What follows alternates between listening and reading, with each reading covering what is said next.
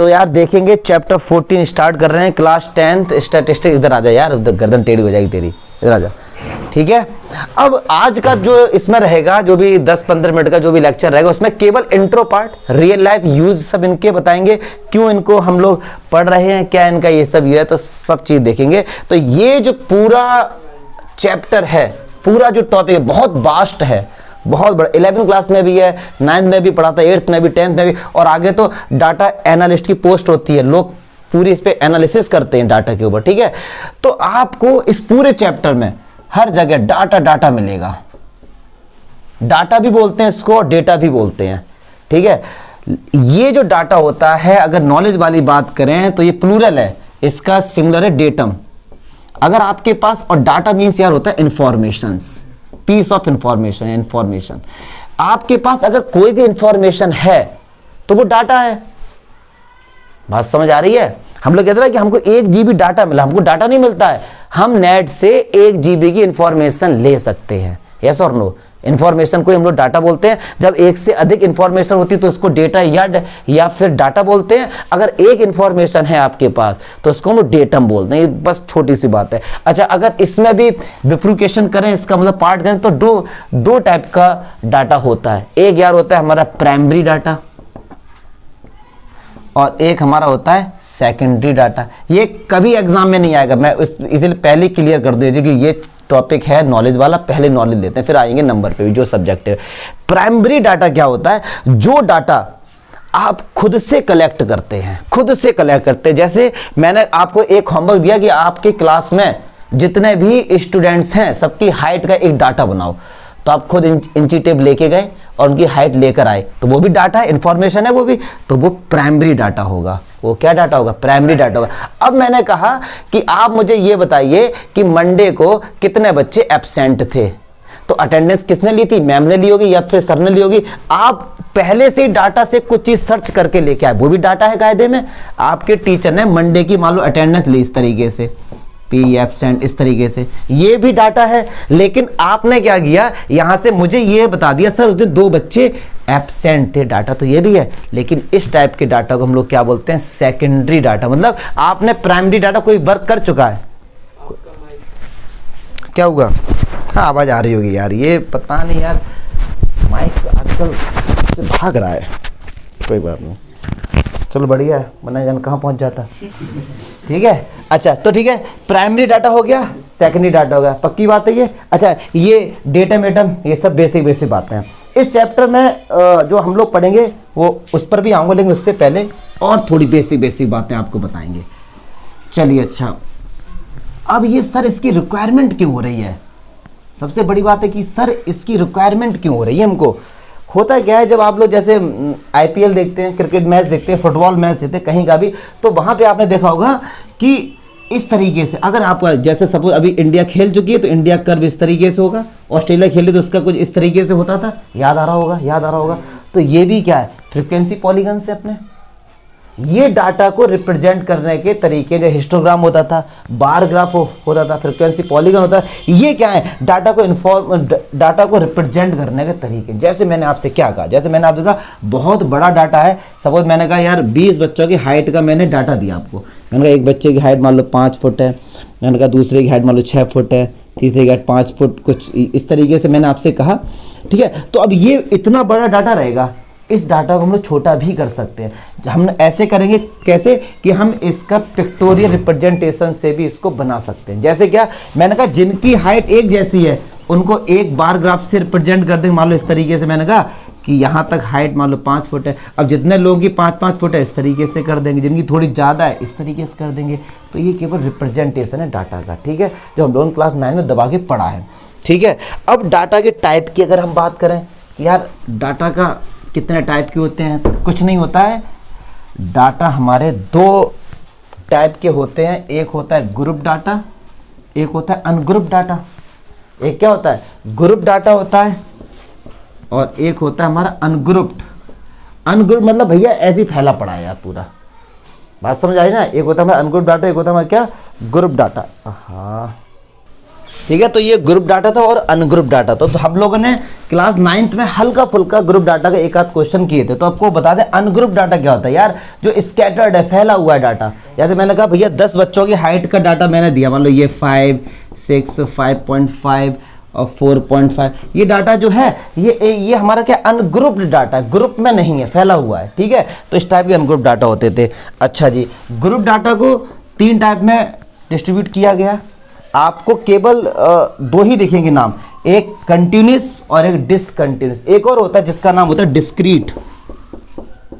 Discrete data भी होता है, एक होता है यार ग्रुप्ड डाटा, ठीक है, और एक होता है अनग्रुप डाटा। किसी किसी बुक में ग्रुप डाटा का ही ये एक पार्ट बता दिया जाता है। ग्रुप्ड, क्या कर रहा हूं मैं, कंटिन्यूस डाटा बोल रहा हूं, कंटिन्यूस लिख रहा हूं, और ग्रुप डी बोला था चलो अच्छा ठीक है। डिस्क्रीट डाटा और ये कंटिन्यूस डाटा और डिसकंटिन्यूस डाटा, ये सब के अंदर ग्रुप होते हैं। जैसे एक एग्जांपल के थ्रू समझा देता हूं आपको। मैंने कहा यार कि जो स्टूडेंट्स है ना, ठीक है, उनके मार्क्स आए मैथ्स में, ठीक है, तो एक बंदा ए है, उसके मार्क्स आए मान लो 5 आउट ऑफ 10 है, जितना भी ले लो। एक बंदा बी है, उसके आए हैं मान लो 12, एक सी के आए हैं 10। 10 में से 12 के साथ आएंगे। क्या बात है। एक्चुअली मैं शादी है ना तो जल्दी से जाने का मन है, तो इसीलिए ऐसी हो रही है। 15 और ये कितना है 15, इस तरह मान लो, ज़्यादा बड़ा डाटा नहीं लेंगे। अब ये तो अनग्रुप्ड है, पक्की बात है।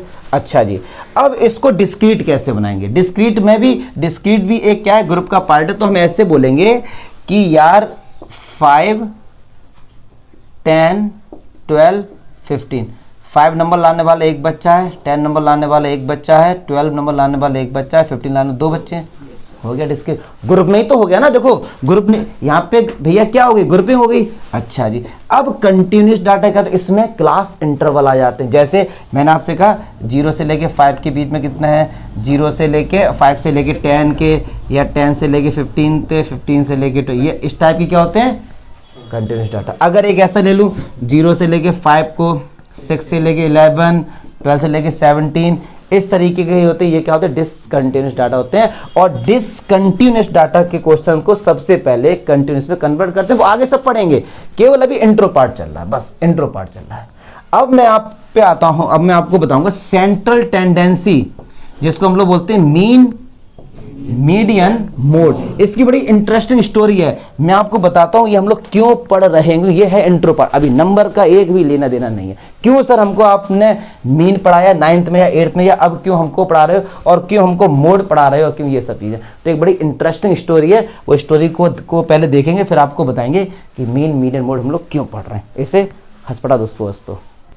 अब देखो जरा कंसेप्ट देखेंगे। सेंट्रल, अगर कोई आपसे पूछे सेंट्रल टेंडेंसी, ये 3 होते हैं, मीन, मीडियन, मोड, क्योंकि ये हमेशा सेंट्रल की ही बात करते हैं। मीन अगर निकालते हैं, मीन को क्या क्या बोलते हैं, मीन, अर्थमेटिक मीन और एवरेज, तीनों एक ही बात है। मीडियन हमको मिडिल पोजीशन बताता है, ठीक है, मिडिल पोजीशन बताता है वो। जैसे मैंने कहा 3 दोस्त बैठे हैं, A, B, C, D, E, तो ये मीडियन हो गया, ये इसकी पोजीशन बता रहा है कि इनके बीचों बीच में कौन है। मीडियन बताता है पोजीशन। अच्छा, मोड बताता है कि किसकी फ्रिक्वेंसी कितनी ज्यादा है, जिसकी फ्रिक्वेंसी आने, फ्रिक्वेंसी में होता है किसी का होना, जितना ज्यादा होगा वो मोड होता है। मीन बताता है उनको सॉल्व करके, वो पोजीशन नहीं बताता। जैसे आपने आपने एग्जाम दिया और आपके मार्क्स आए 1, 2, 3, 4, तो मैंने कहा एवरेज बताओ कि आपके हर एग्जाम में, हर उसमें कितने मार्क्स आए। What happened, doesn't matter, lock नहीं लगाया। चलिए ठीक है, तो इनको ऐड करके डिवाइड बाई 4 से कर देंगे, ठीक है जी। तो बस ये आ जाएगा। लेकिन सर ये क्यों पढ़ा रहे हो मैं, तो अब देखो बड़ा एक इंटरेस्टिंग स्टोरी थी इन सब के पीछे।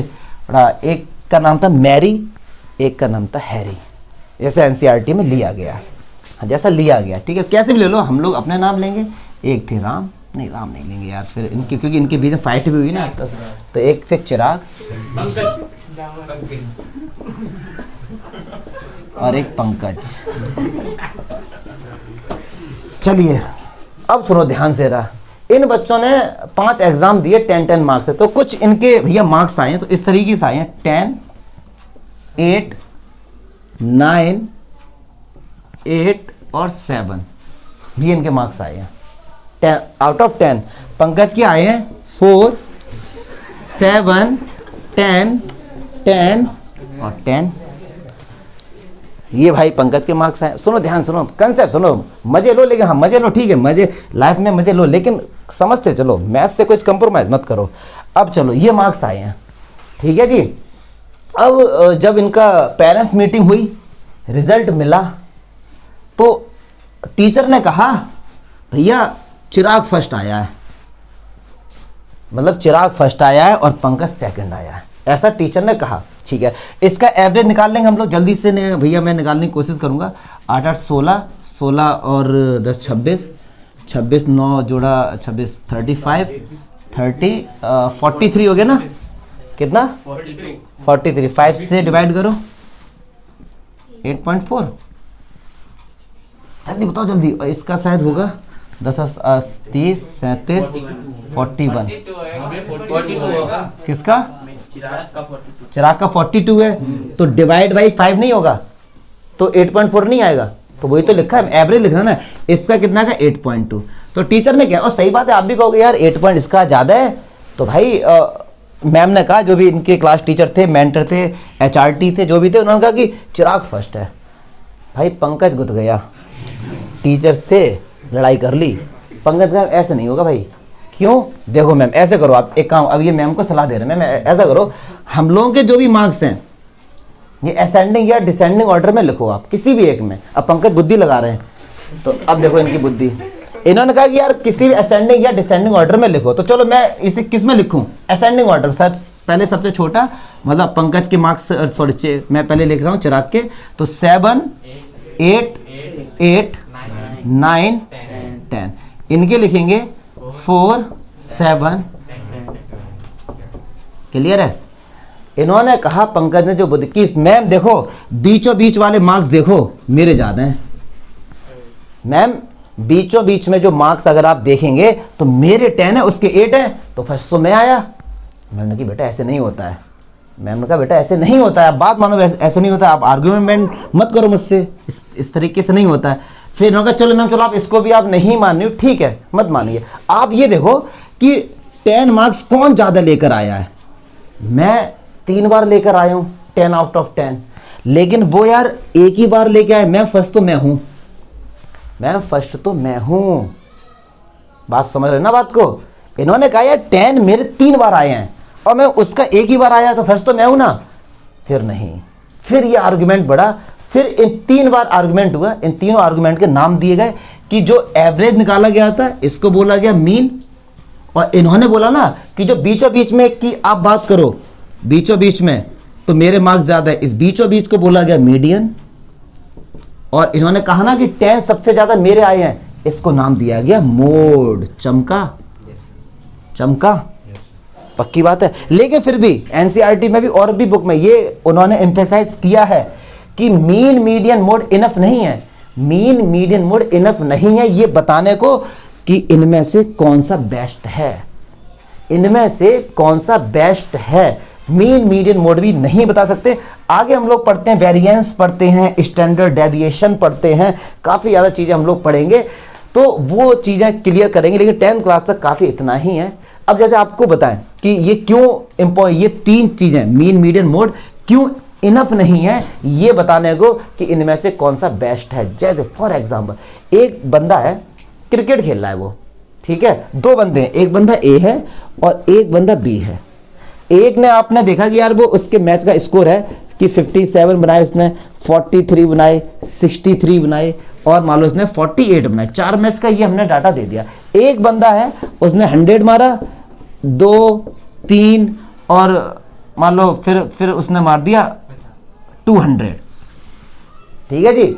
अब आपसे मैंने कहा कि आप सिलेक्ट करो, आप मान लो आईपीएल के लिए बोली लग रही है, ठीक, आप ऑनर है, आप सिलेक्ट करो आप किस बंदे को लोगे, तो 99% नहीं 100% लोग ए को ही सिलेक्ट करेंगे।